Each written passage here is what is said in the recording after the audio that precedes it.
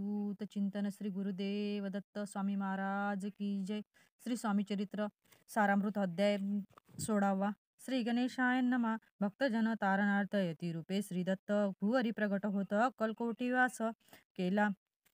अक्कलकोटी वास केला जे जे झाले त्याचे भक्त त्यात श्रेष्ठ स्वामी सूत एकता त्यांचे चरित्र महादोष जात प्रसिद्ध मुंबई शहरात हरिभाऊ नामे विख्यात आनंदे होते नांदत निर्वाह करीत नोकरीने कोकण प्रांती राजपुरात तालुक्यात इटी गाव सुंदर हरिभाऊ तेथील राहणार जात मराठे तयांची ते खोत त्या गावचे होते संपन्न पूर्वीचे त्याच गावी तयांचे माता बंधू राहती मुंबईत तयाचे मित्र ब्राह्मण उपनाव पंडित ते करिता व्यापार त्यात तोटा आला तयासी एके समयी पंडितांशी स्वामी कीर्ती केली आणि तेव्हा भाव धरोनी मनी नवस केला स्वामी ते जरी 8 दिवसात मी होईल कर्जमुक्त तरी दर्शना त्वरित अक्कलकोटी येईल हरिभाऊ आणि त्याचे मित्र अफ्रूचा व्यापार करिता त्यात आपण नुकसान सत्य येईल ऐसे वाटले त्यांनी काढिली एक युक्ती बोलावून पंडितांप्रती सर्व वर्तमान त्या सांगती म्हणती काय करावे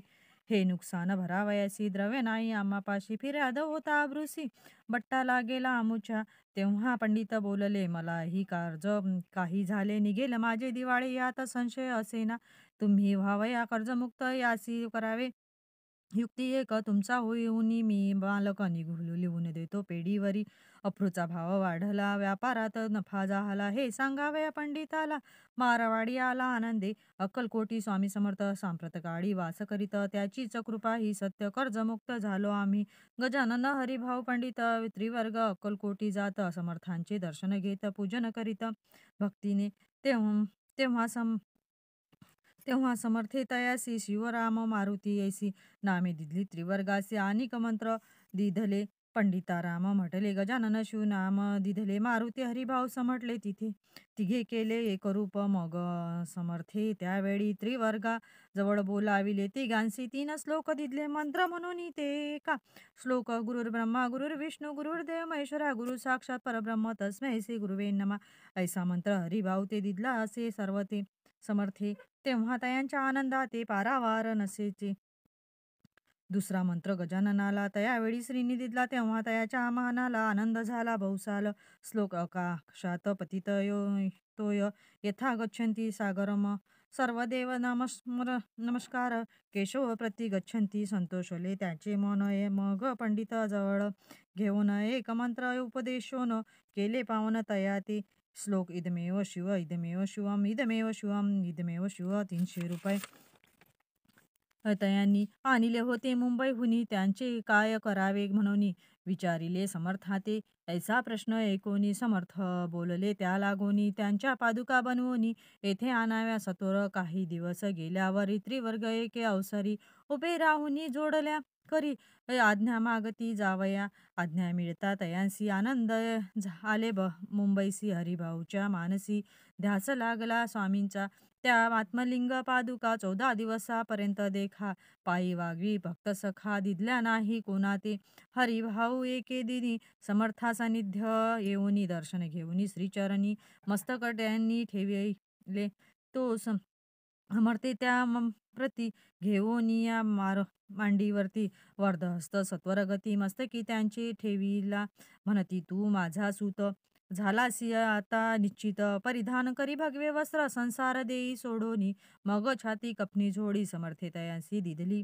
ती घेऊन एके वेळी परिधान केली सत्वर आत्मलिंग पादुका त्वरित देती हरिभाऊचे करी म्हणती जाऊन सागर तीरी किल्ला बांधूनी राहावे जाऊनी आता सत्वर लुटवी आपुला संसार लोभ मोह आपू अनुमात्र चित्ती ही तुवा न धरावा आज्ञा ऐकोनी ऐसी आनंद झाला मानसी सत्वर आले मुंबईसी साधू वेश घेऊनी असो हरिभाऊनी काय केले ब्राह्मणासी बोलाविले संकल्प करूनी ठेविले तुळशीपत्र घरावरी हरिभाऊ घर लुटविता तारा नामे त्यांची कांता ती करी बहुता कांता घेत उर बडवोनी विनविते जोडोनी कर अध्यापी स्वस्त करा अंतर आपला हा विचार सोडून द्यावा प्राणप्रिय ऐशी तिची उत्तर ऐकोनिया स्वामी कुमार समाधान बहुत प्रकारे करीत असे तियेचे स्त्रियेच्या अंगावर अलंकार तेही लुटविले समग्र तिने ती दिदले शुभ्र वस्त्र परिधान करावया.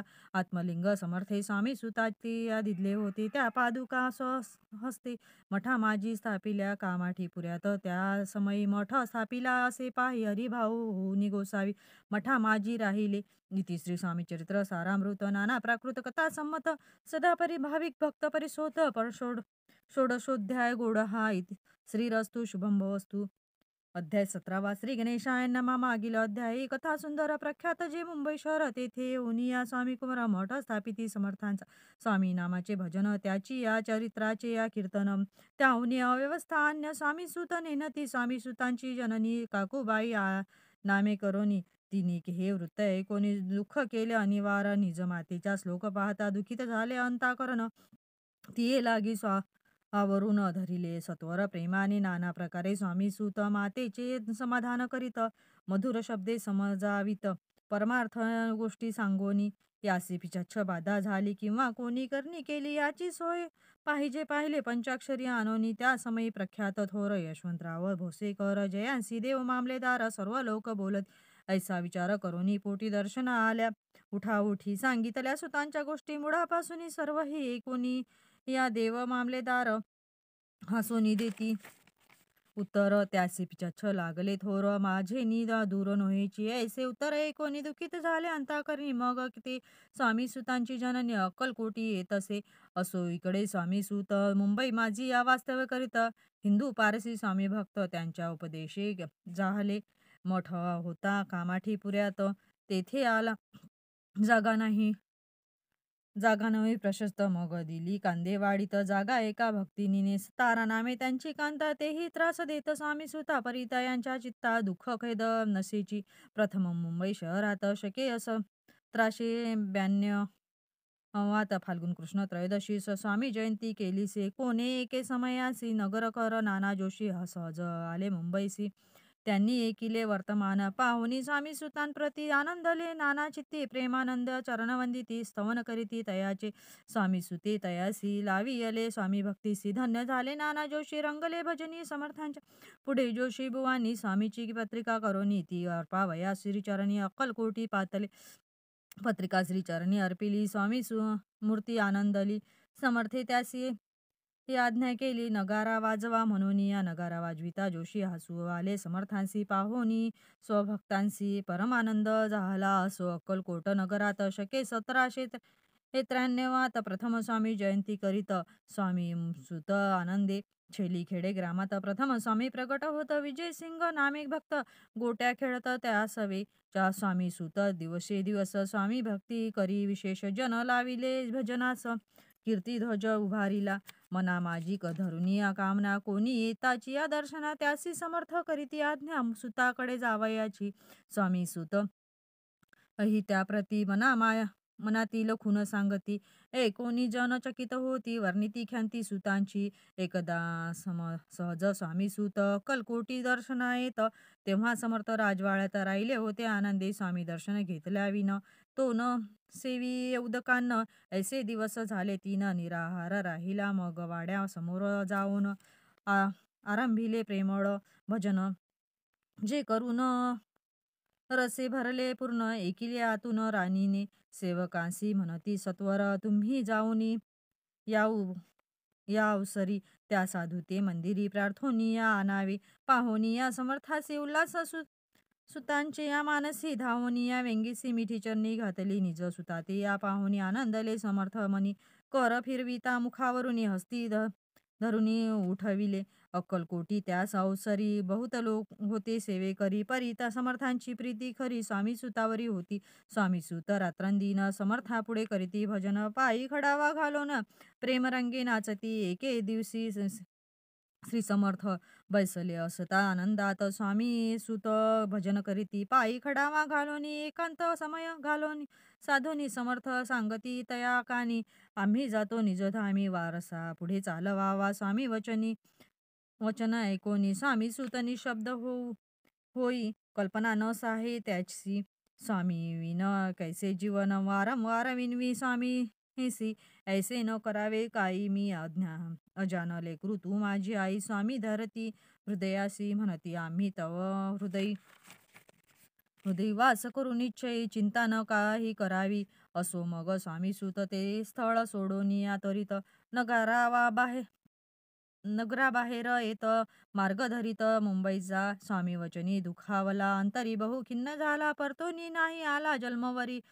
ही अक्कलकोटी त्या दुःखी अंत उत्तरोत्तर क्षीण झाला. स्वामी सुत दुःख करी दिवस रात्र, चैन नसे क्षणभरी. तोची रोग लागला शेवटी आजारी पडला.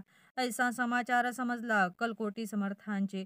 स्वामी सुतांची जननी राहत असे त्या स्थानी, तिने हे वर्तमान ऐकोनी विनवित समर्था ते. मग समर्थे त्या अवसरी मुंबईस पाठविला सेवेकरी, म्हणते सुता ते सत्वरी मज सानिध्य आणावे. परी सुत त्या सांगती आला नाही अक्कलकोटी, विरह दुःख त्याचे पोटी रात्रंदिन सलत असे.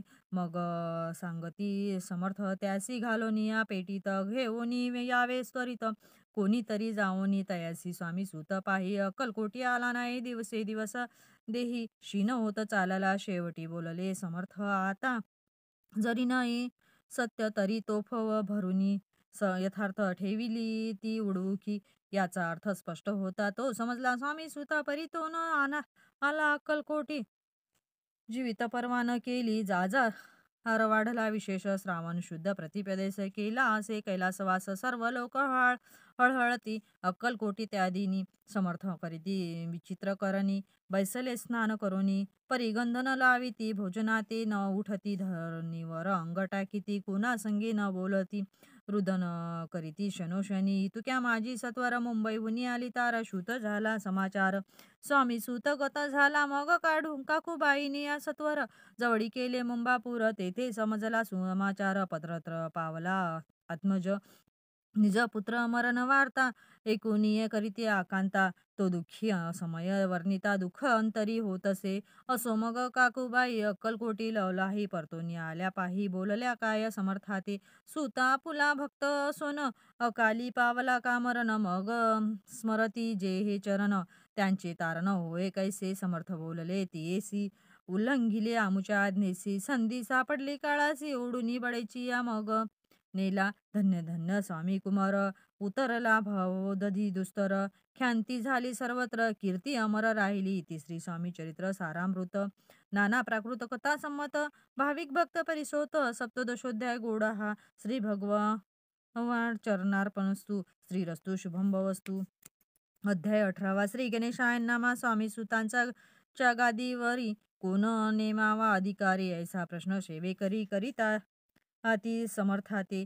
तेव्हा बोलले समर्थ, सेवेकरी असती सांप्रत, परी एकही मजला त्यात योग्य कोणी दिसेना. जेव्हा येईल आमुच्या मानसी, त्या समयी मोरपाखरांचे अधिकारी नेमुगा दिसी. चिंता तुम्ही न करावी मोरपाखरा समर्थ म्हणती, वेळोवेळ रात्रंदिन तोची चाळा.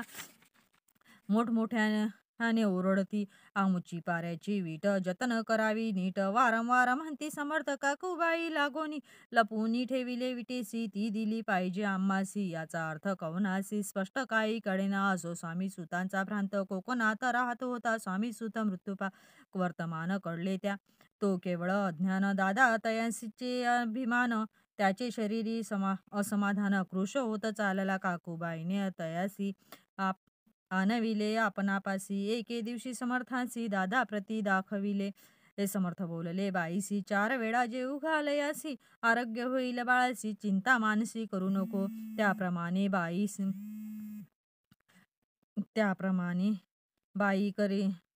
बाई करिता दादांसी झाली आरोग्यता. समर्थांची कृपा होता रोग कोठे राहील. केजगाव मोगलाईत तेथे नानासाहेब भक्त, त्यांनी बांधिला श्रीचा मठ. द्रव्य बहुत खर्चिले, श्रींची आज्ञा घेऊनी सत्य पादुका स्थापाव्या मठात. या कारणे अक्कलकोटी येत दर्शन घेत समर्थांची. ते म्हणती काकूबाईसी, पादुका स्थापन करायासी तुम्ही पाठवा दादांसी. समाधागमे आमुच्या. बाई म्हणे तो अज्ञान, तशात शरीरी असमाधान. त्याची काळजी होईल कोण, सत्य सांगा मज लागी. समर्थे वृत्त ऐकून म्हणती, द्यावे पाठवून. बाळा आहे जरी अज्ञ तरी सांभाळू तयासी. समर्थ पुनच्छ बाईसी बोलले, त्यात तुमचे काय गेले? आम्हासी दिसेल जे भले. लेतेच आम्ही करू की. शेवटी मंडळी संगाती दादांसी पाठविले केजे प्रती. पादुका स्थापन झाल्यावरती दादा आला परतोनी. पुढे सेवेकऱ्या संगाती त्यासी मुंबईस पाठविती. ब्रह्मचार्यांसी आज्ञा करीती यासी स्थापा गादीवर. दादांसी करुणी गोसाई मुंबईची गादी चालवावी. स्वामी सुतांची यास द्यावी कपनी जोडी निशाणा. ब्रह्मचारी दादांसी उपदेशिती दिवसनिशी गोसावी होऊनी गादींसी चालवावे आपण. दादा जरी अज्ञान होता तरी येशा गोष्टीकरिता नकार म्हणेची सर्वथा. न रुचे ती चित्ता त्याची या परी ब्रह्मचार्यांनी पाहिली खटपट करोनी. शेवटी दादांसी मुंबईहुनी अक्कलकोटी पाठविले. समर्थेशा समयासी आज्ञा केली भुजंगासी. घेऊनी माझ्या पादुकांसी मस्तकी ठेव दादांच्या. मोर्चेन आणूनी सत्वरी धरा म्हणती ती त्यावरी. आज्ञेप्रमाणे सेवेकरी करिता ती तैसेची. श्रीच्या पादुका शिरी पडता उपरती झाली त्यांच्या चित्ता. हृदय प्रगटला ज्ञान सविता. अज्ञान गेले लया ते. धन्य गुरूंचे महिमान. पादुका स्पर्श करून जहाले तात्काळ ब्रह्मज्ञान. काय धन्यता वर्णावी. असो दादांची पाहुनी वृत्ती. काकूबाई दचकली चित्ती. म्हणे समर्थ दादांप्रती वेड खचिता लाविले.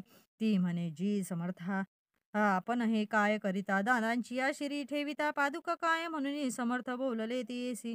जे बरे वाटेल आम्हासी तेची करू. या समयासी व्यर्थ बडबड करू नको. काकूबाई बोले वचन एकासी बोसावी बनवून टाकीला. आपण मारून इतकेची पुरे झाले.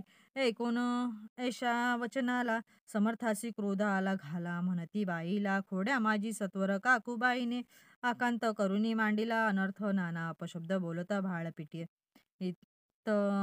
सहस्ते परी. समर्थे त्या समयी लक्ष तीकडे दिले. दादांसी बनविले गोसावे कपनी जोडी अर्पिली. दुसरे दिवशी दादांसी समर्थ पाठविले भिक्षेशी. ते पाहुनी काकूबाईंसी दुःख झाले अपार. समर्थासी हसू आले अधिकची कौतुक मांडिले. दादांसी जवळ बोलाविले काय सांगितले तयांसी. अनुसया तुझी माता तिजपाशी भिक्षा मागा आता. अवश्य म्हणून या तत्वता जननी जवळ पातला. ऐसे बाईने पाहुनी क्रोधाविष्ट अंतःकरणी. म्हणे तुझी हेद करणी लोकापवादा कारण. ऐकोनी मातेची युक्ती दादा तिज प्रती बोलती. एहिक सुखे तुच्छ गमती. माते आजपासून पुत्राचे ऐकून वचन उदास झाले तिचे मन. असो दादा गोसावी होऊन स्वामी भजनी रंगले. काही दिवस झाल्यावर मग आले मुंबापूर. स्वामी सुतांच्या गादीवर बसोनी संस्था चालविली. इति श्री स्वामीचरित्र सारामृत. नाना प्राकृत कथा संमत. सदा प्रेमळ परिस्वत. अष्टोदशोध्याय. गोळा श्रीरस्तु शुभम भवस्तु.